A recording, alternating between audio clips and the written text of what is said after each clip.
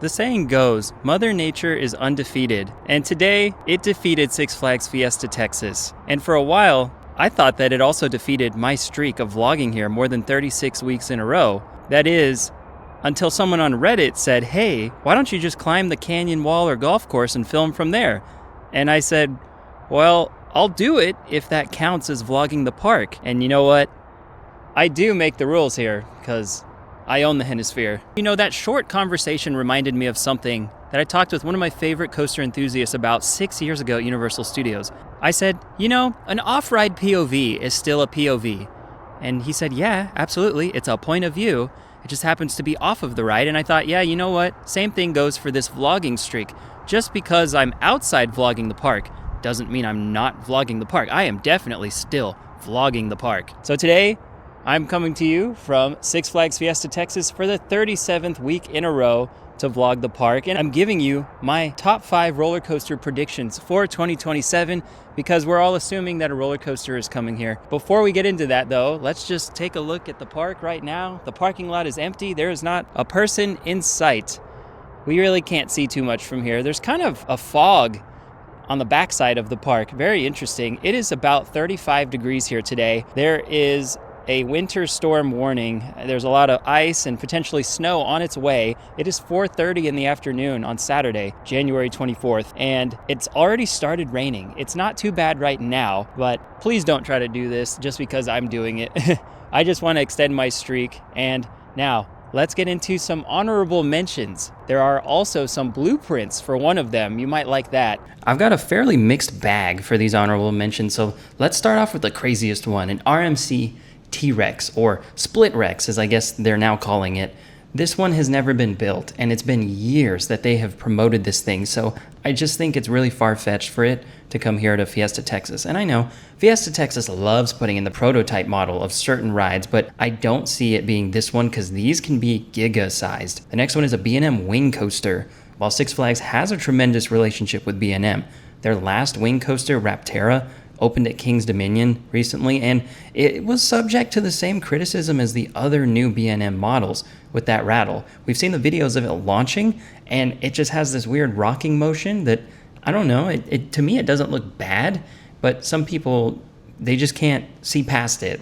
So because of that, I don't see this park investing in one of those. Next is a Mack hypercoaster or extreme spinner. Mack Rides is currently building something huge at Silver Dollar City in Branson, Missouri, and everyone assumes a Strata Extreme Spinner is going to Six Flags Great Adventure to replace King Dakar. I don't see Mack Rides taking on another major project for one of these two models here in San Antonio. Next is anything by Zamperla. Six Flags Fiesta Texas has worked with Zamperla repeatedly, but after the rocky start to the Top Thrill 2 opening in 2024, I don't see Zamperla building a coaster at this park. GCI Woody, this one has a lot of traction actually. You'll hear me say this at least one more time in this video, but SeaWorld San Antonio and Six Flags Fiesta Texas enjoy being different from one another. There were blueprints for a wooden roller coaster leaked around 2017 or 2018, as referenced in a Coaster Studios video, but SeaWorld San Antonio ended up building Texas Stingray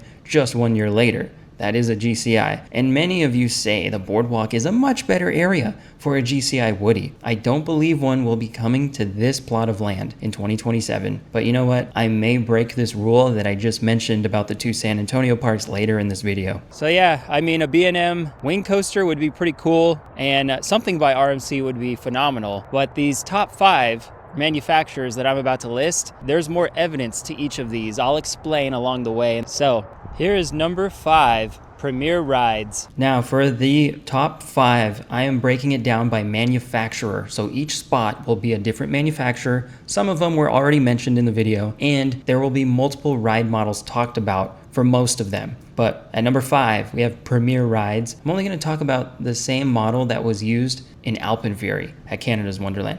Six Flags and Cedar Fair both have histories working with this manufacturer going back to the 90s. Fiesta Texas installed Poltergeist, a Premier Rides spaghetti bowl launching LIM coaster way back around 2000.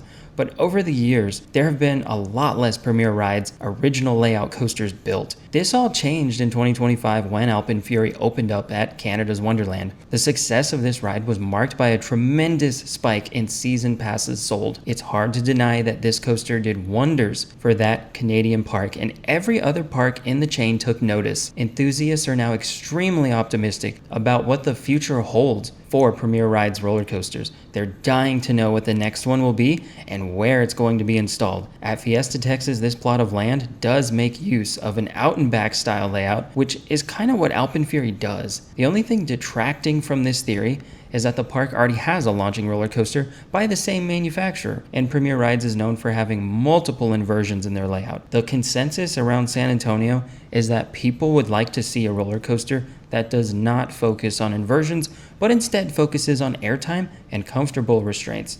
Yes, I can't even begin to imagine what something similar to Alpenfury would be like, and my only reservation is that people would prefer something without inversions. But let's move on to number 4, which is Mack Rides. Number 4, Mack Rides. If Mack Rides does end up building something on this plot of land, I would really love to see a rocking boat model. The first time I saw this prototype at Futuroscope, I loved it so much. I had to show my parents, and my parents love Disney, and Pirates of the Caribbean is one of their favorite rides ever. When they saw this ride, they couldn't get enough of it. I know for a fact if this ride model comes to Fiesta, Texas, it will win over everyone. Jeffrey Siebert said that this plot of land is split into 2 halves. There's an upper half that could be used for storytelling, and then there's a bottom half, which could be used for roller coaster elements.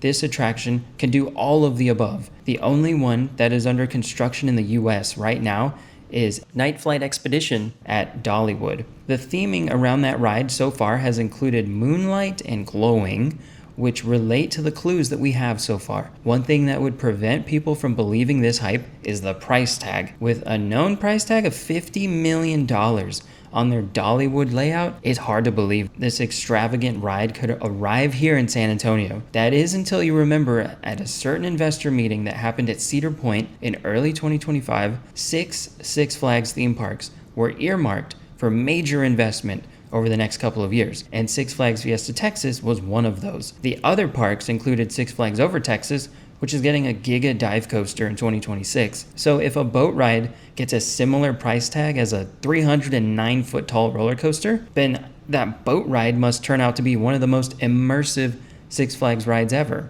Jeffrey Siebert and Six Flags Fiesta Texas set the bar for theming in the chain. We've seen that with their previous editions going back to Joker, Carnival of Chaos, and the retheme of Pirates of the Deep Sea, and the Q line with show scenes almost for Dr. Diabolical's Cliffhanger. A Mack Rides rocking boat would reset that bar even higher. Now, Mack Rides, they have a lot of stuff in Germany because that's where they're based out of, specifically at Europa Park, but a Mack Rides rocking boat would change Six Flags forever. I mean, they said they were investing $1 billion between 2025 and this year, 2026. Don't know where all that's going, but if Over Texas can get a dive coaster that's a Giga, and another park may be getting a Giga, we deserve something very expensive too, a shiny new toy to play with, and I think a rockin' boat would fit that recipe.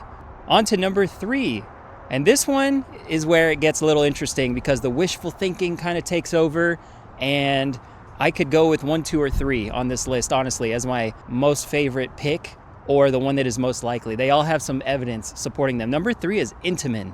Number 3, Intamin. This is what most hardcore enthusiasts are hoping for. Fiesta Texas has a history of experimenting by building prototype coasters. It's possible that we could get a never-before-seen coaster model for 2027, but if we are getting something that's already been done, we are praying that it's a multi-launch coaster similar to Velocicoaster at Islands of Adventure. The Intamin Six Flags combo used to produce some of the wildest rides ever, such as King Ka and El Toro at Six Flags Great Adventure.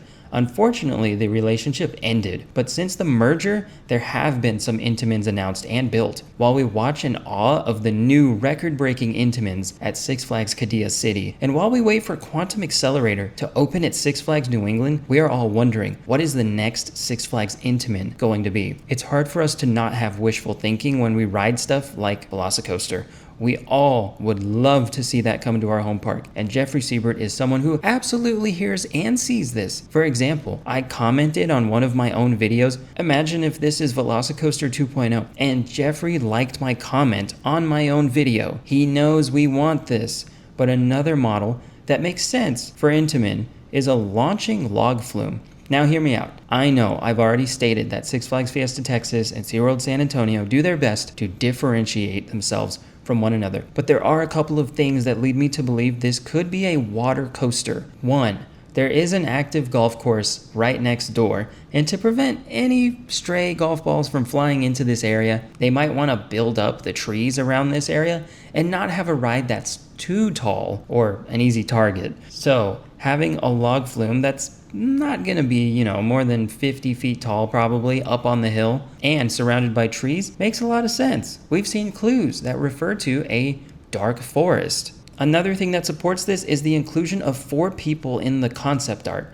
I know it has not been confirmed if this is concept art, but it just looks too perfect. So I'm going to call this our first piece of concept art. It's the only one we have right now. This typically represents a family. High thrill roller coaster concept art doesn't normally feature this kind of family dynamic. And I'm wondering what else might be in this environment that's depicted. We see a cave, we see a valley with trees, but is there a river down there? I wouldn't be surprised if it shows that. Another clue that intrigues me is what Jeffrey Siebert said to me while I was on a private construction site tour with him. He kept referencing soil work or soil sampling being done, and also the topography of the land. If a water ride is going here, the land has to be tested for certain water characteristics. I don't know what all the scientific terms are, but Theme Park Brandon, aka Keep Riding Coasters, references this in one of his videos about the log flume or super flume that should be coming to Carowinds soon. He mentions that the land was leveled to make sure it was suitable for this style of attraction, and then it was left alone for a long time, where it kind of got overgrown, and now they're back doing construction on the land, with new teasers out that could be referencing that same superflume from a survey 2 years ago. And also helping this is the specific teasing that's going on with Carowinds. They're using the hashtag What's in the Woods. Fiesta Texas has already used the hashtag What's Within. The other clue that could be referencing a water ride is this whole inclusion of the moon, because the moon affects the tide.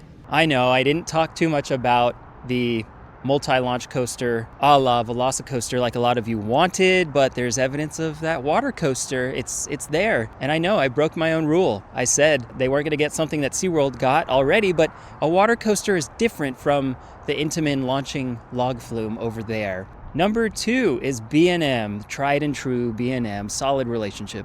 Number 2, B&M. I'm thinking about a sit-down hyper or giga coaster here. The new merged Six Flags has already installed some huge B&M coasters. Post-merger, Wrath of Rakshasa opened in 2025 at Six Flags Great America, and Tormenta Rampaging Run is opening this year at Six Flags Over Texas. I would not be surprised if the healthy relationship between Six Flags and B&M continues for the foreseeable future. This park already has invert, floorless, and dive models by B&M. Something with a clamshell restraint would make more sense. And this plot of land, in my opinion, is the one and only place that a Hyper or Giga by B&M could fit. We know that Fury 325 was a very strategic investment for Carowinds because it not only broke records, but it also created a photogenic entrance to the park. Cedar Point already had this with Gatekeeper, and now we know that Six Flags Over Texas is going to get this with Tormenta. Using the same strategy, we could see a B&M Giga coming to Six Flags Great America thanks to evidence such as the recent park survey and leaked blueprints. The same style of attraction could work its way around Thunder Rapids towards the front of the park and then back behind Hurricane Harbor. I know people are saying the boardwalk should get a hyper, but there is not as much room over there. The coaster would need some help traveling to the main parking lot to give itself that out and back layout.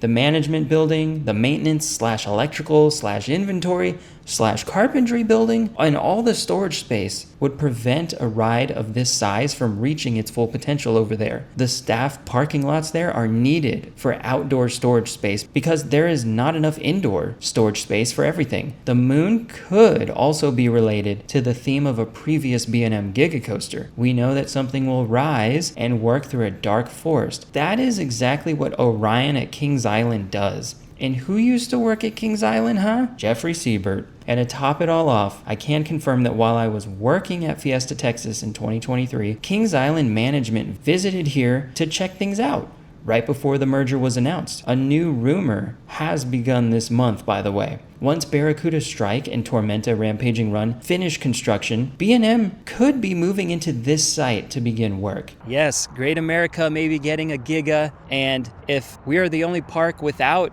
a hyper out of the 6 parks that are getting the huge investment, well, it's time then.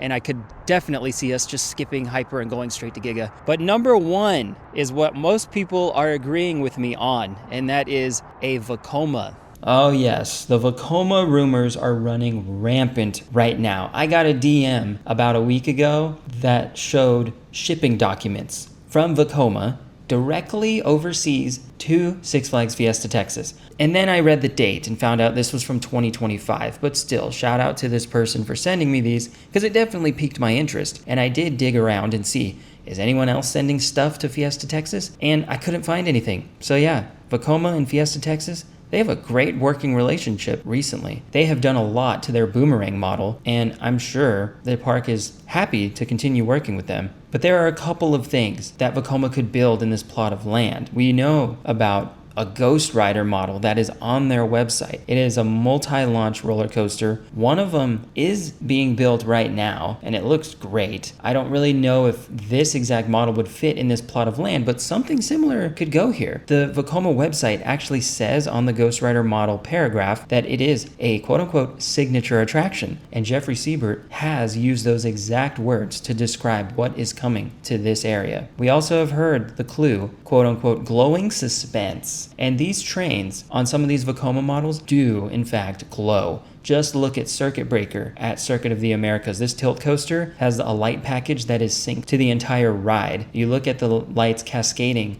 from the front car to the rear while it's being tilted vertically in the air. And then they go out before it drops. And Siren's Curse does the same thing. So, glowing suspense does lead me to believe that we're getting a coaster with a light package. Another clue is the quote, Shadows Race. And that could refer to dueling or a racing coaster. And we know that Fiesta Texas is not opposed to building a dueling coaster. They've tried it already, and they might want to try it again. So what kind of dueling coaster would they get? Well, it turns out there is a Vekoma dueling boomerang model in Australia, and I could see that coming here to this plot of land. It may not use up the whole thing, but who said that this is only going to feature one attraction? They could build something in 2027 and then again later on. But on top of the hill, I noticed the markers B1 and B2. And at first I thought that these were both in line with each other and would be the same thing, but you never know. These could be 2 separate tracks. B1 referring to a left side or a right side, and then B2 referring to a whole nother circuit that will race B1. Who knows?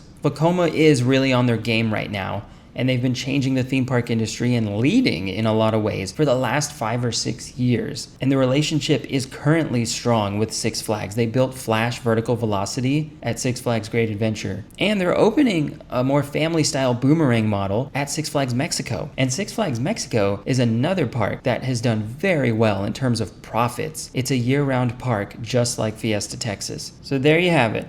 I would say that my top 3 are easily the most probable ones to be built, and really, you could go with any 3 of them. Yes, Vekoma has taken the industry by storm the last 5 or 6 years, and it could be a family ride, it could be a high-intensity thrill ride. Like I said, this park has attempted a dueling coaster before. They might want to continue with that, so it makes a lot of sense for many reasons. Vekoma, the number 1 prediction right now And the 50,000 subscriber video, it's gonna have to wait. I had other plans for the 50,000 subscriber video that were also postponed. So it could be 2 or 3 more months before I get to actually film that content. And by that time, I think we're gonna be very close to 100,000 subscribers on this YouTube channel. Can't thank you all enough for the support and watching. Again, my hands are frozen, my lips are starting to freeze. Don't try to recreate this. I'm crazy. I'm gonna keep this streak going for as long as I'm allowed to. And if you learned nothing in today's video, just remember these 3 things. No good deed goes unpunished. But I'll give you another quote that I read recently. It said, "You're only aware of all the positive things in your life if you choose to recognize them." Something for y'all to think about. Anyway, number 2, subscribe to me on YouTube, which you guys have been following that rule very well here lately. And number 3, like our friends at Vekoma always say, when you're feeling stuck in life, push down, pull up. That was another day in the Hennisphere.